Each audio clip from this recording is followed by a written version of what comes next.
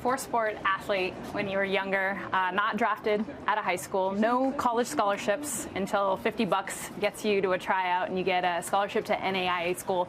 Paint a picture a little bit of the young Ben Zobrist, 18 years old, and what he would say to the World Series MVP.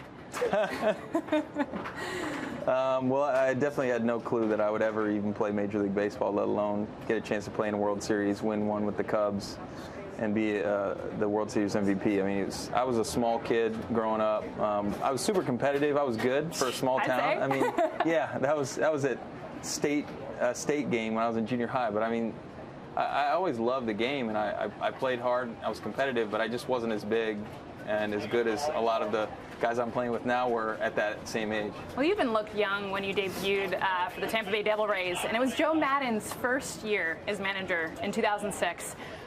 Paint a picture a little bit of Joe Maddon. 101 losses that first year, 98 losses the next year. When he was fresh, he was a young, in his experience. What was he like? What was the difference? Well, for me, the biggest thing that I noticed just as a young player was how positive he was. I think up to that point in the game, the traditional manager was a guy that was kind of quiet and reserved and made the younger players just kind of feel like, hey, you got to pay your dues. And Joe wanted young guys to feel comfortable from the start. And, I was one of those guys that benefited from that.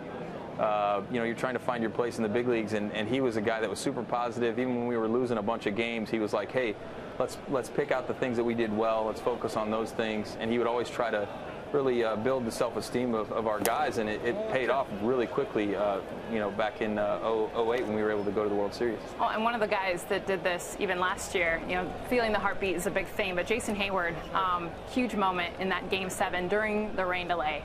We have a cartoon of that, and here you are sitting next to him. But all kidding aside, what was that moment like in Game 7 when he spoke? I mean, it was exactly what we needed. It was just the perfect timing to have somebody step up, and really the fact that it was him, considering kind of the kind of year he had last year and how he could have easily been down on himself, and he was all about the team. Yeah. He was all about focusing on how we can win this thing and bringing everybody together. And in that moment, for him to step up and say that just was the perfect timing to get us in the right frame of mind and focus back on getting back where we wanted to be. And part of that was the 10th inning of the World Series. You hit that double. That comes out of the rain delay, comes out of that moment. Describe this. Man, it's hard to describe just because the emotions were so high. And we had been so low up to that point the last few innings. Look at this. Obviously, I mean, that's about as much ups as I have. I played basketball. That would probably get me to the bottom of the net. But, I mean, just the emotions of that moment, I still get chills when I watch it and hear the sound of it and feel the memory again. It's just an incredible experience to be able to know that I was able to come through for the team in that moment. Ben, awesome. Thank you. Yeah, thanks, Jess.